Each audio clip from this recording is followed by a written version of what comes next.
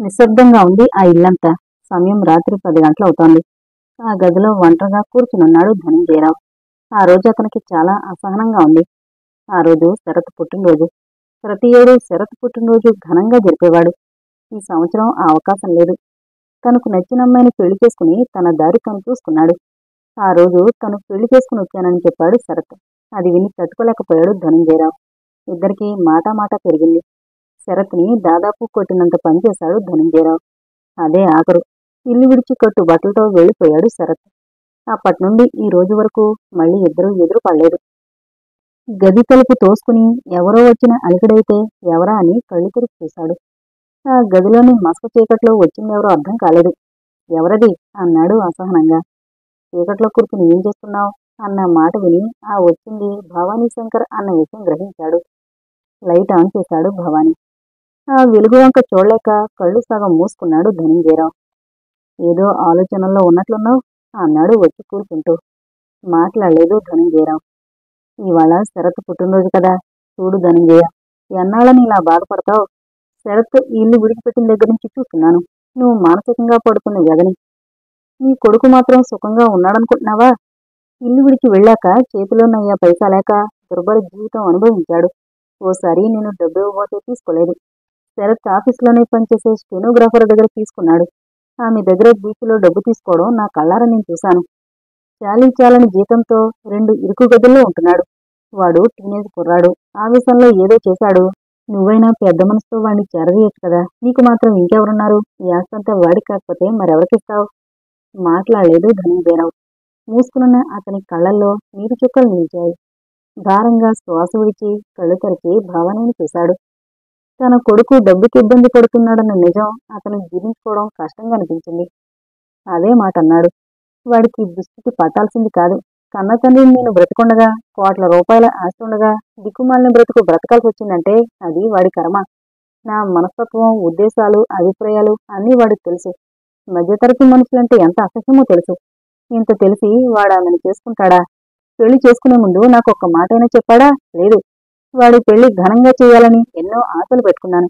నాకు అవకాశం కూడా ఇవ్వలేదు. అంతేకాదు, ఇన్నేళ్లుగా పెంచిన నన్ను కూడా కాదనుకుని ఆ అమ్మాయి ముఖ్యమనుకుని వెళ్ళాడు. అంత కాదనుకుని వెళ్ళిన వాడిని మళ్లీ పిలవడం అసంభవం. వాడు నన్ను తండ్రి కాదనుకున్నప్పుడు నాకు వాడంతే. వాడి భవిష్యత్తుని వాడినే నిర్ణయించుకొని ఇంకా వాడి పేరు నా దగ్గర ఎత్తద్దు. దర్శాలు ఖచ్చితంగా చెప్పి కళ్ళు మూసుకుని కుర్చీలో వెనక్కి వాలాడు. మరో 2 నిమిషాలకి బయటకు వచ్చేశాడు భవానీ శంకర్. కాలింగ్ బెల్ మోగింది. డబుల్ కాట్ బెడ్ మీద పడుకుని కునికిపాట్లు పడుతున్న మాలతికి ఆ శబ్దానికి మెలకు వచ్చింది. ఎవరైంటారబ్బా అనుకుంటూ తలుపు దగ్గరకొచ్చింది. ఈలోగా మరోసారి మోగింది బెల్లు. వస్తున్నా అంటూ వచ్చి తలుపు తీసింది. ఎదురుగా రాజీ ఉంది. అరే మీరా, రండి. ఏంటి ఈ టైంలో వచ్చారు అంది లోపలికి దారి తీస్తూ. సమాధానం చెప్పకుండా లోపలికొచ్చి చైర్లో కూర్చుంది. ఈ మధ్య 4 రోజులుగా రావడమే లేదు. ఏమిటి విషయం అడిగింది మాలతి.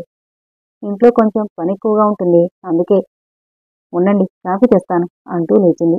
అబ్బే వద్దు, ఇప్పుడే భోంచేశా అంటూ ఆమె నాపేసింది. ఇవాళ మీ ఇంటికి రావడం ఆఖరి రోజు తనే అంది రాజు. అర్థం కానట్లు చూసింది మాలతి. అవునండి, మేము ఇల్లు ఖాళీ చేసేస్తున్నాం. ఖాళీ చేస్తున్నారా? ఏం, శరత్ వాళ్ళ ఫాదర్ మిమ్మల్ని వాళ్ళ ఇంటికి వచ్చేయమన్నాడా? లేదు. మరి? వేరే ఇంటికి వెళ్ళిపోతున్నాం. శరత్ ఫ్రెండ్ ఒక అతనున్నాడు. అతనికి ఇక్కడ డాబా గార్డెన్స్ లో ఒక అపార్ట్మెంట్ ఉంది. అందులో ఫ్రిడ్జు, టెలిఫోను, కలర్ టీవీ అన్ని సదుపాయాలు ఉన్నాయి. బ్రహ్మచారి. ఆయన పెళ్లి చేసుకున్నాక అవసరమవుతాయని అన్నీ సమకూర్చుకున్నాడట. అతన్ని వాళ్ళ కంపెనీ వాళ్ళు 2 సంవత్సరాలు జపాన్ ట్రైనింగ్ మీద పంపుతున్నారట. అంత ఫర్నిచర్ ఉన్న ఇల్లు అద్దెకివ్వడం ఇష్టం లేక మమ్మల్ని వచ్చి ఉండమంటున్నాడు. అందువల్ల అక్కడికి మారిపోతున్నాం.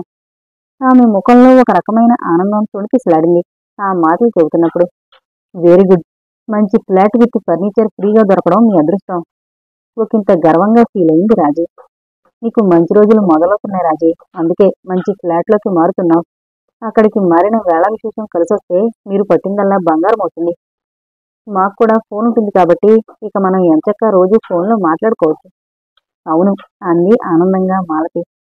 మరెప్పుడు షిఫ్ట్ అవుతున్నారు తనే అడిగింది. రేపే. రేపే మంచి రోజట, కాబట్టి రేపే మారుతున్నాం. అది సరే, నీ ఉద్యోగం సంగతి ఏమిటి? శరత్ ఏమన్నాడు అంది మాలతి. రాజీ ముఖంలో ఫీలింగ్స్ మారాయి.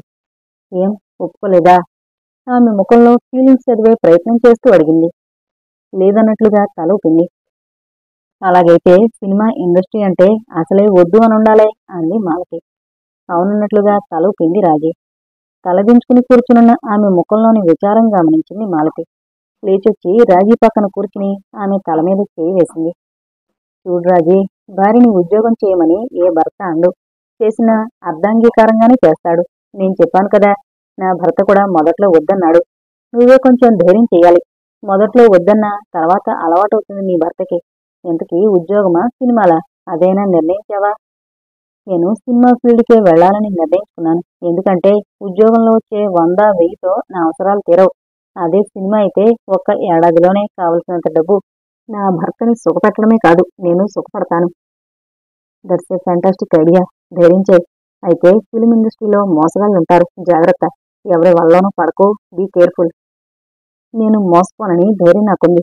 బట్ శరత్కి ఏమాత్రం ఇష్టం లేదు. ధైర్యం చేసి నేను ఏదైనా స్టెప్ వేస్తే అది ఇద్దరి మధ్య సమస్యలు సృష్టిస్తుందేమో. అది నువ్వు చూసుకోవాల్సిన విషయం అంది క్లుప్తంగా మాలతి. సరే, నేను వెళ్ళొస్తాను అంటూ లేచి నిలబడింది.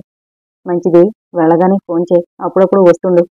మీరు కూడా తప్పకుండా మా ఇంటికి రావాలి. అలాగే. మాలతి దగ్గర సెలవు తీసుకుని బయటపడింది రాజు. స్టీరియోలోంచి శ్రావ్యంగా వస్తోంది పాట. సోఫాలో బోర్లా పడుకుని ఆ పాటలో లీనమైపోయింది రాజు. ఎంత శ్రావ్యమైన పాట! ఈ ఇంటి కుర్రాడికి మంచి టేస్ట్ ఉందే అనుకుంది. ఖరీదైన ఫర్నిచర్ ఉంది. సోఫాలు, dining table, dining sets, electronic oven, ఒకటేమిటి అన్నీ ఉన్నాయి. అక్కడున్న ప్రతి వస్తువు ఖరీదైందే. కానీ అందులో ఉన్న ఇద్దరు మనుషులు మాత్రం ఆ స్టేటస్కు ఏమాత్రం తగని మనుషులు. నిజానికి ఇప్పుడు తను కట్టుకుంటున్న చీరలతో ఆ ఇంట్లో తనని ఎవరైనా చూస్తే ఆ ఇంటి పని మనిషి అనుకుంటారు. ఆ తలపు రాగానే మనసు చూక్కుమంది. క్యాసెట్ అయిపోయింది. స్టీరియో ఆఫ్ చేసి బాల్కనీలోకి వచ్చింది. ఆ అపార్ట్మెంట్కి సంబంధించిన కారు పార్కింగ్ అంతా ఖాళీగా ఉంది. అందరూ ఆఫీసులకు వెళ్ళిపోయారు. అంత ఖరీదైన ఫ్లాట్స్లో ఉంటూ శరత్ సిటీ బస్ మీద వెళ్లడం ఆమెకు చాలా చిన్నతనంగా అనిపించింది. కనీసం స్కూటర్ ఉన్నా బాగుండేది అనుకుంది. బాల్కనీలో నిలబడబుద్ధి కాలేదు. తిరిగి లోపలికొచ్చింది. టీపై మీదున్న న్యూస్ పేపర్ అందుకుంది. ఆ ఇంట్లోకి వచ్చినప్పటి నుంచి అద్దె ఎలాగూ లేదు కాబట్టి 500 కలిసొస్తోంది. అందుకే న్యూస్ పేపర్ చూపించసాగాడు శరత్. రాజీకి టైంపాస్ అవుతుందని. నిజానికి ఆ ఇంట్లోకి శరత్ మారడానికి గల ముఖ్యోద్దేశం కొంచెం మంచింట్లో అన్ని సదుపాయాలు ఉన్న చోటుంటే రాజీలో ఆ ఇన్ఫీరియారిటీ కాంప్లెక్స్ తగ్గుతుందని. అంతేకాకుండా టీవీ, వీసీఆర్, స్టీరియో లాంటివి కూడా ఉన్నాయి కాబట్టి సమయమంతా వాటితో గడిచిపోతుందని, పిచ్చి ఆలోచనలకి అవకాశం ఉండదని.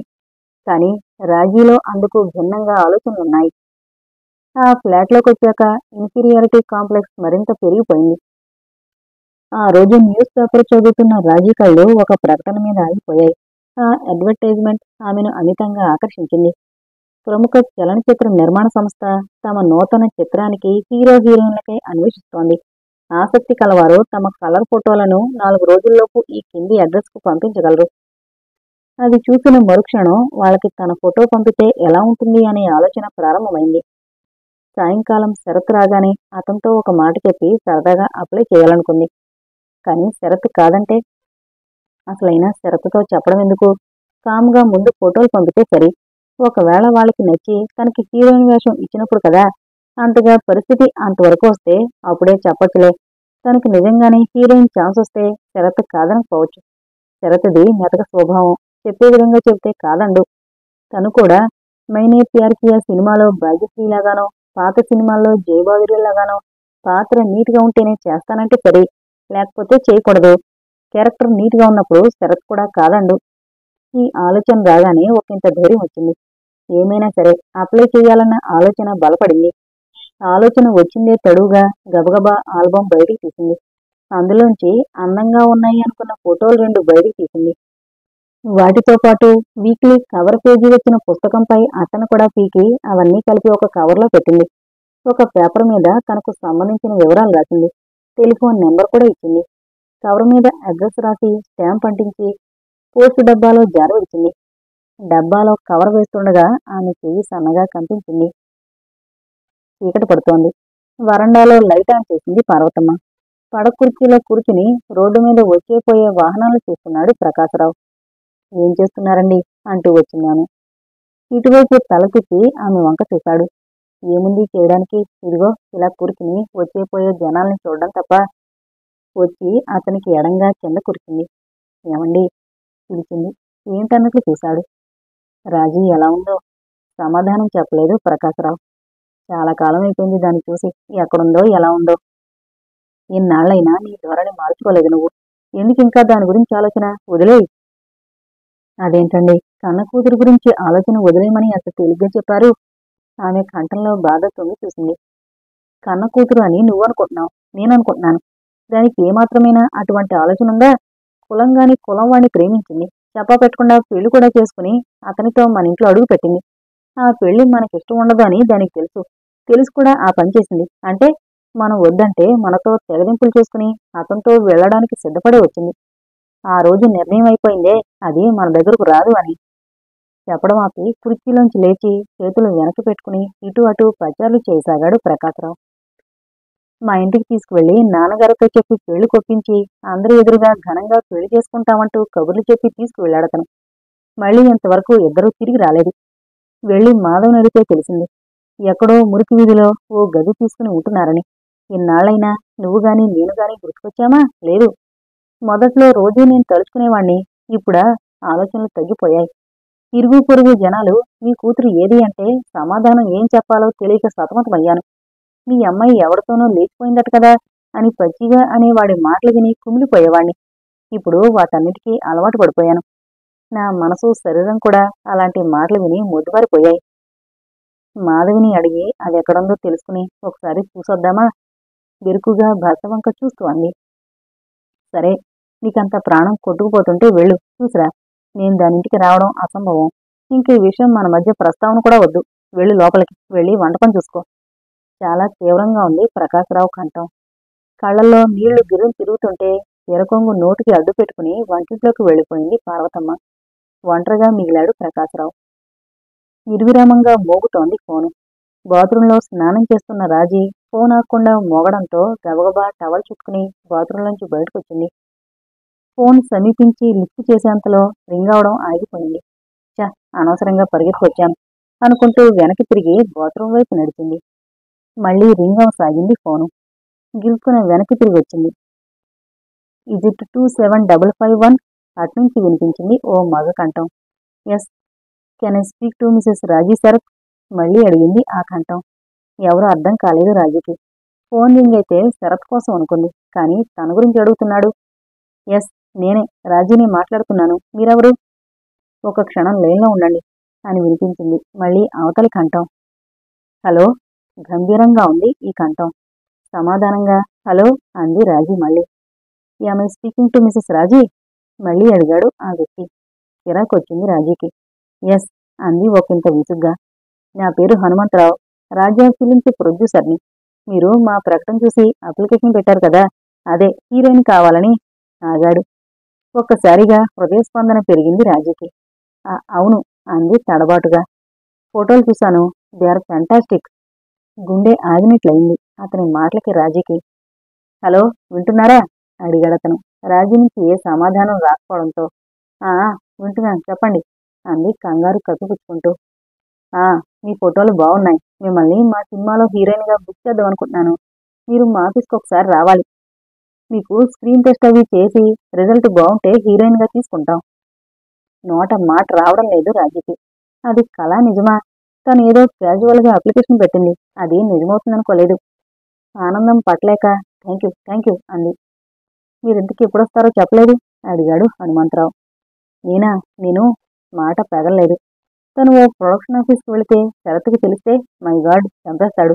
అసలు తను అప్లికేషన్ పెట్టినట్లే తెలీదు. ఇప్పుడెలా? హలో, మీరు సమాధానం చెప్పడం లేదు. మీకు ఇంట్రెస్ట్ లేదా అడిగాడు అతను. నూనె అదేం లేదు, నాకు ఇంట్రెస్ట్ ఉంది. బట్ నిజం చెప్పాలంటే నాకు కొంచెం భయంగా ఉంది. భయమా? నవ్వాడతను. భయం ఎందుకండి? స్క్రీన్ టెస్ట్ అంటే ఏమీ ఉండదు. కెమెరాతో కొంచెం లెంత్ షూట్ చేసి రిజల్ట్ బాగుందో లేదో చూసుకుంటామంటే.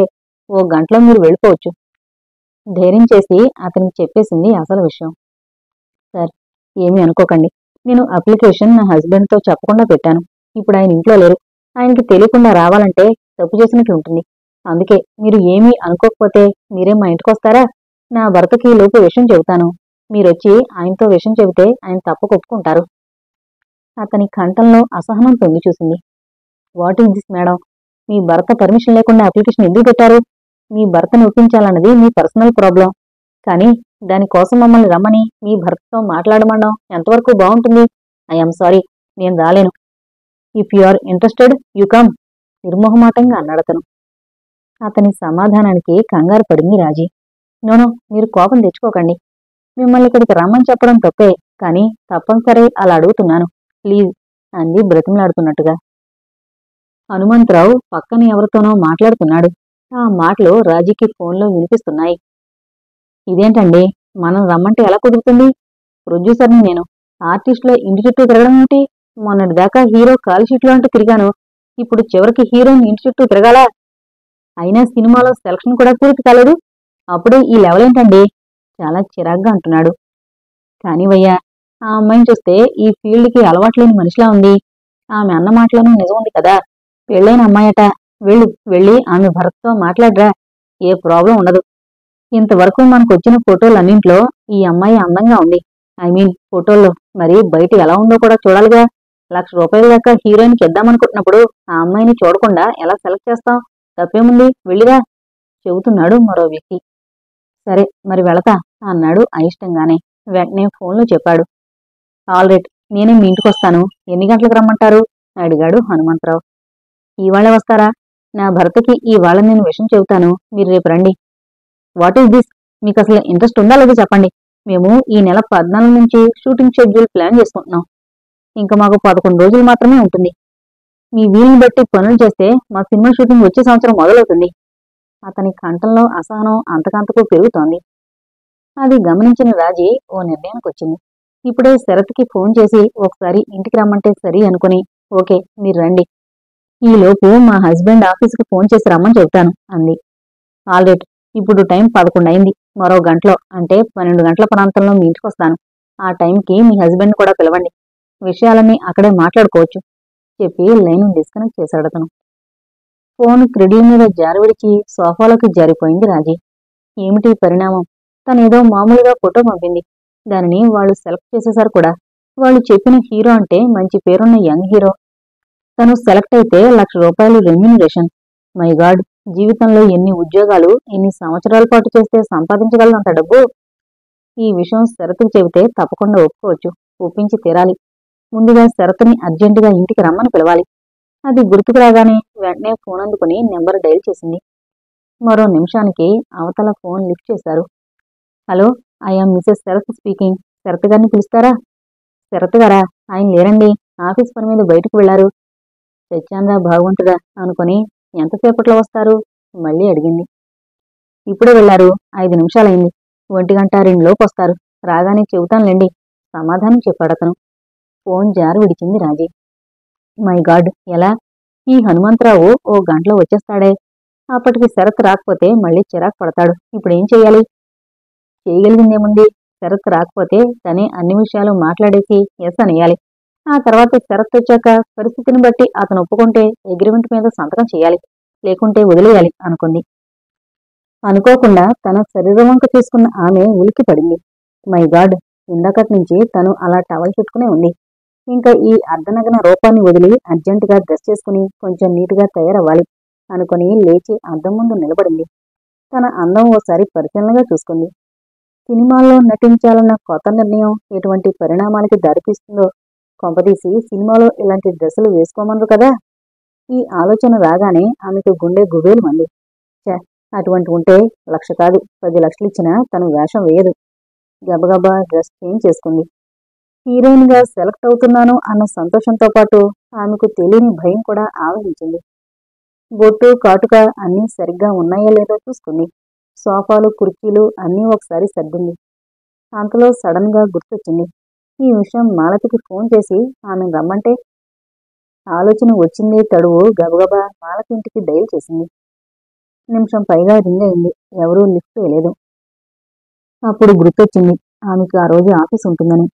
ఏంటో సమస్యలన్నీ ఒకేసారి వస్తాయి అనుకుని ఫోన్ రిసీవర్ మీద పెడుతుంటే కాలింగ్ బెల్ మోగిన ఉలిక్కి పడింది. ఆమె లేచేలోపు రెండోసారి మోగింది. అప్రయత్నంగా వాచి వంక చూస్తుంది. టైం 12 దాటింది. అంటే వచ్చేశాడన్నమాట ప్రొడ్యూసర్. పొరుగులాంటి నడకతో డోర్ని సమీపించి కీహోల్లోంచి బయటకు చూసింది. ఎవరో వ్యక్తి నిలబడున్నాడు. అతనే ప్రొడ్యూసర్ అయ్యుండాలి అనుకుంది. ధైర్యం తెచ్చుకుని డోరు తెరిచింది. ఎక్స్క్యూజ్ మీ, మీరే కదా మిస్సెస్ రాజీ శరత్? అడిగాడు ఆ వ్యక్తి. అవునన్నట్లు తల ఊపింది. నేనే హనుమంతరావుని. ఇంతకుముందు మీతో ఫోన్లో మాట్లాడాను. పరిచయం చేసుకున్నాడు. ఆ రండి రండి, మీరే అనుకున్నాను. రండి కూర్చోండి అంది లోనికి నడుస్తూ. లోపలికొచ్చి సోఫాలో కూర్చున్నాడు అతను. అతని వయసు దాదాపు 35 వరకు ఉండొచ్చు. కొంచెం బలంగా ఎత్తుగా ఉన్నాడు. వైటు ప్యాంటు, వైటు షర్టు వేసుకునున్నాడు. వైటు చెప్పులు కూడా వేసుకున్నాడు. తను ఎప్పుడో వింది, చాలా మంది డైరెక్టర్లు, ప్రొడ్యూసర్లు ఇలా తెల్ల చెప్పులు వేసుకుంటారని. అది నిజమే అనిపించింది. ఓసారి ఇల్లంతా కలిగి చూశాడతను. మీ హస్బెండ్ ఏరి అన్నాడు. ఆయన ఇంకా రాలేదు తడబాటుగా అంది. రాలేదా? మరి? ఏదో అనబోయాడు. ఆహా కాదు, ఆయన వచ్చేసరికి లేట్ అవుతుందట. నన్నే అన్ని విషయాలు మాట్లాడేమన్నారు చెప్పింది. అతని ముఖం కొంచెం శాంతపడినట్లు అనిపించింది. మిమ్మల్ని ఇలా ఇంటికి పిలిచినందుకు మరోసారి సారీ చెబుతున్నాను అంది ధైర్యం తెచ్చుకుంటూ, అతనితో మాట్లాడడానికి ప్రిపేర్ అవుతూ. It's all right. ఈ సినిమా గురించి వివరాలు చెబుతాను వినండి. ఇదొక టీనేజ్ లవ్ స్టోరీ. ఈ నెల 14 నుంచి 2 నెలల పాటు ఊటీలో షూటింగ్ ఉంటుంది. ఒకే షెడ్యూల్లో పూర్తవుతుంది. ఇందులో హీరో ఎవరో మీకు తెలుసు. 2 పాటలు హాంకాంగ్లో తీస్తాం. హీరోయిన్గా చేస్తే మీకు దాదాపు ₹1,00,000 వరకు ఇస్తాం. కాస్ట్యూమ్స్, ఇతర ఖర్చులన్నీ మేమే భరిస్తాం. చెప్పడం ఆపి కాసిని మంచినీళ్ళిస్తారా అన్నాడు. షూర్ అంటూ లేచి కనీసం మర్యాదకైనా మంచినీళ్ళైనా ఆఫర్ చేయని తన అమర్యాద ప్రవర్తనకి తనని తనే తిట్టుకుంది. ఫ్రిడ్జ్లోంచి వాటర్ తీసి గ్లాసులో పోసి తెచ్చి అతని చేతికిచ్చి, ఒక్క నిమిషం ఉండండి, కాఫీ తెస్తాను అంటూ కిచెన్లోకి వెళ్ళింది. రాజీకి ఇంకా ఏమీ అర్థం కావడం లేదు. జరుగుతుంది వాస్తవమో కలో కూడా తెలియడం లేదు. అన్నీ తెలియకుండా జరిగిపోతున్నాయి. మాలత అంది నిజం. తనకి మంచి రోజులొచ్చాయి. ఇల్లు మారగానే జాతకం తిరిగింది. శరత్ని ఒప్పించగలిగితే తాను కోరుకున్న జీవితం తన ముంగిట్లో ఉన్నట్టే. ఒకరి మీద ఆధారపడవలసిన అవసరం లేదప్పుడు. కాఫీ కలిపి కప్పులో పోసి బయటకు తీసుకొచ్చింది. టీపై మీద పేపర్ తీసుకుని చదువుతున్నాడు హనుమంతరావు. కాఫీ తీసుకోండి. కప్పు టీపై మీద ఉంచుతూ అంది. థ్యాంక్స్ అని తీసుకున్నాడు తను. తల తిప్పి తలుపు వైపు చూసి ఉలిక్కి పడింది రాజీ. కారణం తలుపు వేసుంది. తలుపు ఎవరు వేశారు? అనుకోకుండా స్వాగతాన్ని పైకే అంది రాజీ. ఖాళీ కప్పు టీపై మీద పెడుతూ నవ్వి, నేనే వేశాను. గాలికి న్యూస్ పేపర్ ఎగిరిపోతోంది. చదవాలంటే కుదరడం లేదు అన్నాడు. తలుపులు వేసుండగా ఓ పరాయి మగాడితో ఆ గదిలో కూర్చోవడం ఏంటో ఇబ్బందిగా అనిపించింది. ఆమెలో ఇబ్బంది గమనించాడు హనుమంతరావు. మీరు ఇలా ఇబ్బంది పడితే ఎలా? రేపు షూటింగ్ టైంలో 2 నెలల పాటు మాతోటే ఉండాల్సి వస్తుంది. అప్పుడేం చేస్తారు? అంతేకాదు, సినిమాలో ముద్దు సీన్లు 4 ఉన్నాయి. వాటిలో ఏం చేస్తారు? అదోలా నవ్వుతూ అన్నాడు. గుండె జల్లుమందానికి. అతని ధోరణిలో ఏదో మార్పు కనిపించింది. ముద్దు సీన్లు అంటాడేమిటి? ఎందుకో చాలా భయంగా అనిపించింది. అందుకే గబగబా అంది. చూడండి, నేను ఎక్స్పోజింగ్ సీన్లు, ఇంటిమేట్ సీన్లు చేయను. అలాంటి ఉంటే క్షమించండి. మీరు వేరే ఎవరినైనా వెతుక్కోండి అంది. ఖచ్చితంగా చెప్పి లేచి నిలబడింది. ఆహా, అంత పతివ్రతవా? మరి సినిమాల కోసం అప్లికేషన్ ఎందుకు పెట్టావు? అది మొగుడికి తెలియకుండా. మొగుడు లేని టైంలో నన్ను ఇంటికి కూడా పిలిచావు. నంగనొచ్చి మాటలు మాట్లాడతావే? వెకిలిగా నవ్వి సిగరెట్ పెట్టి బయటికి తీసి ఒకటి వెలిగించాడు. షటప్, ఇంకెక్కువ మాట్లాడుకు, వెళ్ళి బయటికి. ఎక్కలేని ధైర్యం తెచ్చుకుని తెగించి దాదాపు అరిచినట్లుగా అంది. అప్పుడే ఎలా వెళతాను? నువ్వు చాలా విషయాలు తెలుసుకోవాలి. మా సినిమాలో ఓ వర్షం పాట ఉంది. అందులో నీ వంపు సొంపులన్నీ తెల్ల చీరలో తడిపి చూపించాలి. 2 బెడ్రూమ్ సీన్లు, ఒక రేప్ సీను, ఒక స్విమ్మింగ్ డ్రెస్సు, 4 ముద్దులు. టీనేజ్ లేవు కదా, మసాలా మంచి స్ట్రాంగ్గా ఉంటుంది. దానికి కావలసిన ట్రైనింగు నేను నీకు ఇస్తాను అన్నాడు సోఫాలోంచి లేస్తూ. అదిరిపడిందాను. గుండెలోని ధైర్యం దిగజారిపోయింది. లేని ధైర్యం తెచ్చిపెట్టుకుంటూ అంది. Mister, get out. ఇంకొక నిమిషం నువ్వు ఇక్కడ ఉన్నావో ఏం చేస్తానో నాకే తెలీదు. అరవకు, పతివ్రతలా ఇంకా ఫోజు పట్టకు. నేను ₹1,00,000 హీరోయిన్కి ఇచ్చానంటే నాకేమైనా పిచ్చా? నా పక్కలోకి రాకపోతే అది హీరోయినే కాదు. రావే, ఎందుకు ఆలస్యం అంటూ టీపై మీదుగా దాటుకునొచ్చి గబాలన ఆమెను పట్టుకోబోయాడు. అంతే, హనుమంతరావు చెంప చెళ్ళుమంది. అదిరిపడ్డాడు. ఎర్రగా నిప్పులు కొక్కుతున్నాయి అతడి కళ్ళు. నన్ను చెంపదెబ్బ కొడతావా? అదే చెంప మీద నీ చేత ముద్దు పెట్టించుకుంటాను చూడు. రా, ముద్దు పెట్టు అరిచాడు మీదకొస్తూ. కళ్ళల్లో నీళ్లు గిరులు తిరుగుతున్నాయి ఆమెకి. ఎక్కలేని ధైర్యం ప్రదర్శిస్తూ ముద్దు కాదు చెప్పు తీసుకుని కొడతా వేదవా కక్షగా తిట్టింది. ఏంటే నువ్వు చేసేది? లడ్డూలా ఉన్నావు రా, ఇవాళ నీకు స్వర్గం చూపిస్తాను అని గబాల్ని చీరకొంగు పట్టుకున్నాడు. ఒక్క ఉదుటితో విదిలించుకుని పక్కకు పరిగెత్తింది. అదే సమయంలో ఆమె కాలు టీపైకి తగిలి వెలకిల్లా కార్పెట్ మీద పడిపోయింది. ఆమె కాళ్ళ దగ్గరికొచ్చి కర్కశంగా నవ్వుతున్నాడు హనుమంతరావు. జేబులో చేయి పెట్టి బయటకు తీశాడు తళతళ మెరుస్తూ ఉన్న బటన్ నైఫ్ని. కెవ్వున అరవబోయిన ఆమె ఎరుపు గొంతులోనే ఆగిపోయింది. నోర్మి, ఏమాత్రం గొంతు తెరచినా ఈ కత్తి నీ గొంతును శాశ్వతంగా కత్తిరిస్తుంది.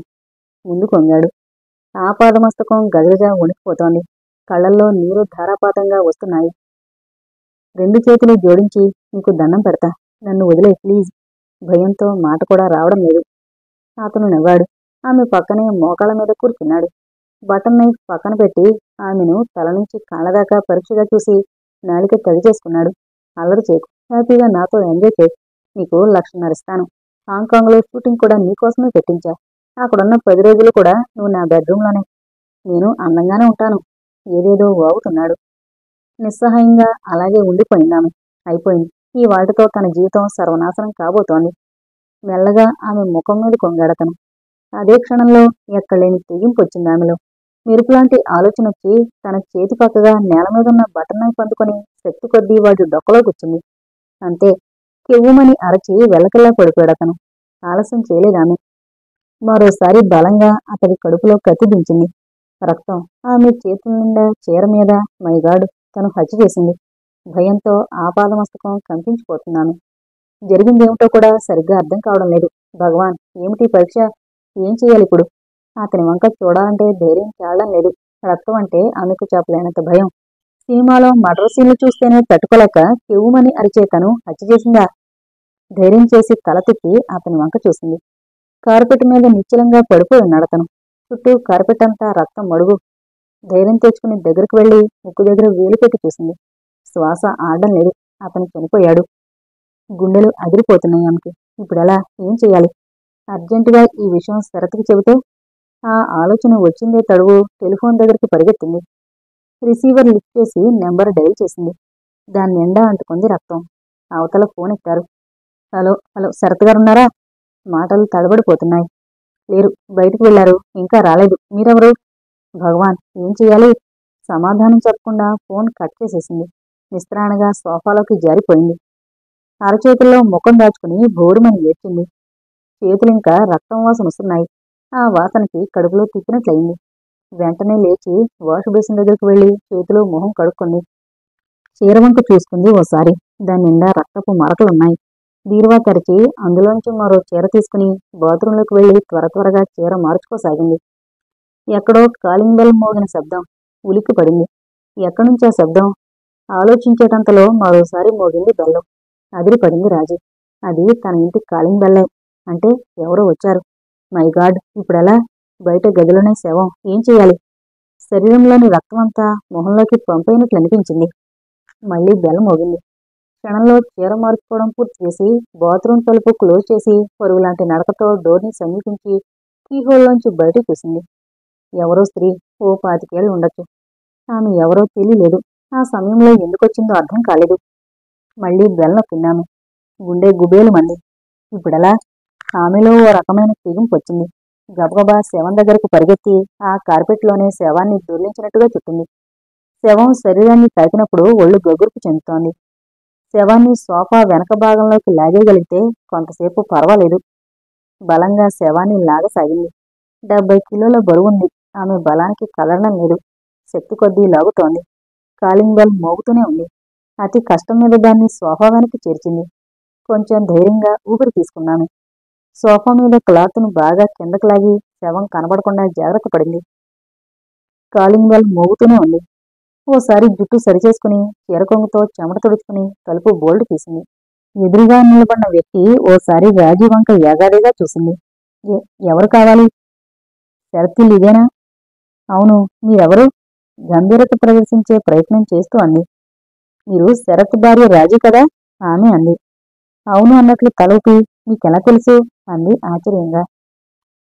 నేను రాజా ప్రొడక్షన్స్ నుంచి వస్తున్నాను. మా ప్రొడ్యూసర్ హనుమంతరావు గారు ఇక్కడికి వచ్చారా? లోపలికి తొంగి చూస్తూ అంది. గుండె గుబేలు మంది రాజీకి. సమాధానం చెప్పడం అలా కంగారు పడిపోతున్నారేంటి? రాజీ వంక ఏగాదిగా చూస్తూ అంది. తడబాటుని వీలైనంత వరకు కప్పిపుచ్చుకుంటూ ఏం లేదు, కంగారెందుకు అంది గాంభీర్యం ప్రదర్శిస్తూ. మీరు విషయం చెప్పలేదు. హనుమంతరావు గారు దాదాపు గంట కిందట ఇక్కడికని బయలుదేరారు. నాతో ఇక్కడికి రమ్మన్నారు. ఆయన సెక్రటరీని నేను. అగ్రిమెంట్ కాగితాలు, అడ్వాన్సు, మీకు పే చేయడానికి డబ్బు తీసుకురమ్మన్నారు. బ్యాంకుకి వెళ్లి క్యాష్ తీసుకుని వస్తున్నాను. ఆయన లోపలున్నారా? కొంచెం చొరవగా లోపలికొచ్చేసింది. లేదు, ఎవరూ రాలేదు అంది. రాలేదా? ఇంకా రాకపోవడం ఏమిటి? ఎక్కడైనా దారిలో ఆగిపోయారేమో. అంతా అయ్యుంటుంది. మీరెళ్ళి చూడండి, లేకపోతే మీ ఆఫీసులోనే ఉన్నారేమో, అక్కడికే వెళ్ళండి అంది వెళ్ళిపోమన్న మాటని ఒత్తి పలుకుతూ. అదే మంచిదేమో, ఆఫీస్కి వెళతానులేండి అని బయటికి కదిలింది. గుండెల మీద బరువు దిగిపోయినట్టుగా ఫీల్ అయింది రాజీ. డోరు దాకా వెళ్ళిన ఆమె వెనక్కి తిరిగింది. మళ్ళీ ఏమైంది అన్నట్లు చూసింది. తీరా నేను వెళ్ళగానే మా బాస్ ఇక్కడికి వస్తే నాకు ప్రాబ్లం అవుతుంది. అందుకని ఎందుకైనా మంచిది, ఆయన వచ్చే వరకు ఇక్కడే కూర్చుంటా అంటూ మళ్ళీ వెనక్కి తిరిగి వచ్చింది. రక్త ప్రసరణ ఆగినట్లయింది రాజీకి. ఇప్పుడేం చెయ్యాలి? రాజీ పర్మిషన్ కోసం కూడా ఎదురు చూడకుండా తిన్నగా వెళ్లి సోఫాలో కూర్చుందామె. ఆ సోఫా వెనకాల ఉంది హనుమంతరావు శవం. కాళ్ళుపుతూ అటు ఇటు చూడసాగింది. గుండె దడదడా కొట్టుకోసాగింది రాజీకి. ఇదేంటి, ఇంత మంచి కార్పెట్ ఇలా చుట్టి సోఫా వెనకాల పారేశారు అంది తల వంచి వెనక్కి చూస్తూ. అది అది అందులో ఎలక చచ్చింది, అందుకే చుట్టాం. ధైర్యంగా మరో అబద్ధం చెప్పింది. అదే కారణం. ఇందాకట్నుంచి ఒక రకమైన రక్తం వాసనలా వస్తుంటే ఏంటో అనుకున్నాను అంది. క్షణక్షణం నరకంలా గడుస్తోంది రాజీకి. కొంచెం మంచినీళ్ళిస్తారా మళ్ళీ అడిగింది. మంచినీళ్ళా? తడబాటుగా అంది. అవునన్నట్లు తల తిన్నామే.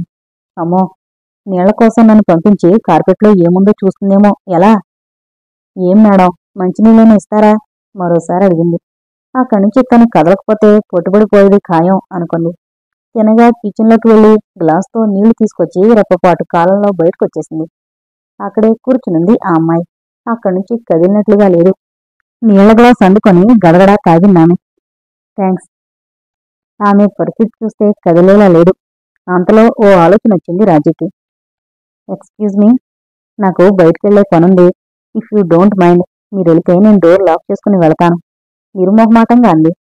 అదేంటి, మీరు బయటకెళితే ఎలా? ఇప్పుడు మా ప్రొడ్యూసర్ వస్తారు. మీ ప్రొడ్యూసర్ వస్తే చెప్పండి. మీ సినిమాల్లో నటించడం నాకు ఇష్టం లేదు. మీ సినిమానే కాదు, ఏ సినిమాలోనూ చేయను. I'm not interested. మీరు మా ప్రొడ్యూసర్ని రమ్మని కూడా చెప్పారట. ఇప్పుడు ఇలా అంటారేమిటి? మీరు చాలా అందంగా ఉన్నారు, మంచి కెరీర్ ఉంటుంది. ఇంకా ఏదో అనబోయింది. చూడండి, ఇంతకు ముందే చెప్పాను, నేను సినిమాలో చేయనని. దయచేసి నన్ను విసిగించకండి.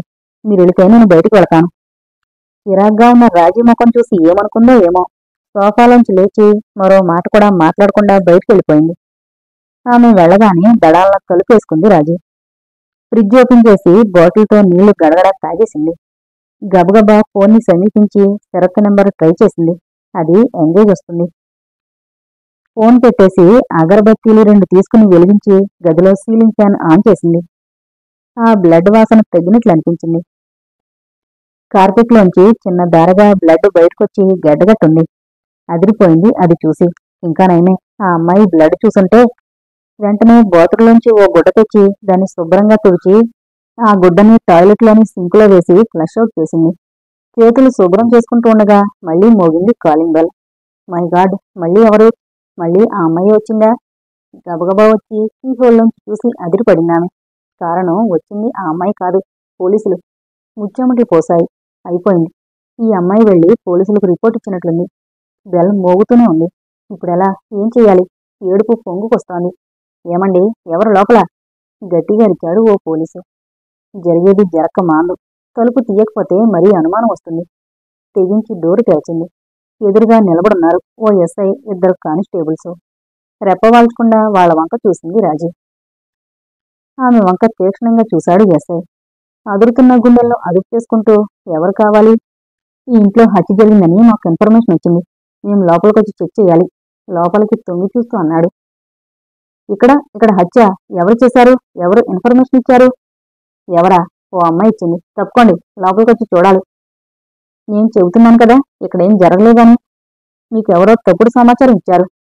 అది తప్పుడు ఇన్ఫర్మేషన్ అయితే మీరు భయపడతారెందుకు? తప్పుకోండి, ఉరిమినట్లు అన్నాడు. ఎక్కడ జరిగిందని ఇచ్చారు? మీ దగ్గర వారెంట్ ఉందా? మొండి ధైర్యంతో అంది. కంగు తిన్నాడు ఇన్స్పెక్టర్. మీకు వారెంట్ కావాలా? ఇస్తాను. ముందు రాజేశ్వరరావు గారిని పిలవండి అన్నాడు. రాజేశ్వరరావు గారా? ఆయనెవరు? తెలీదా? ఇంటి ఓనర్ వెటకారంగా అన్నాడు. సహనం చచ్చిపోయింది రాజీకి. చూడండి, ఈ ఇంటి ఓనర్ పేరు రాజేశ్వరరావు కాదు, శరత్. మీరు ఈ ఇంటికి వెళ్లాలనుకుని ఇక్కడికి వచ్చారో నాకు తెలీదు. దాదాపుగా అరిచినట్లుగా అంది. నిజంగానే ఇల్లు కాదేమో సార్, వెనక నుంచి అన్నాడు ఒక కానిస్టేబుల్. డోర్ నెంబర్ అంతా? ఎంతేమిటి? డోర్ మీద ఉందిగా 169. కానీ ఇక్కడ 691 అనుంది అన్నాడు మరో కానిస్టేబుల్. 691 ఎలా ఉంటుంది అని తను చూసింది. ఒక రాగి బిళ్ళ మీద నెంబర్ వేసింది. దానికి 2 స్క్రూలు 2 వైపులా ఉండి తలుపుకు బిగించున్నాయి. అందులో ఒకవైపు స్క్రూ ఊడిపోయినట్లుంది. ఆ నెంబరు తలకిందులయ్యి 691లా కనిపిస్తోంది. అదే మాట వాళ్లతో అని, చూడండి, దీన్ని తిన్నగా పెట్టి ఇటువైపు కూడా స్క్రూ బిగిస్తే ఇది 169 అవుతుంది. అయినా సింపుల్ కామన్ సెన్స్.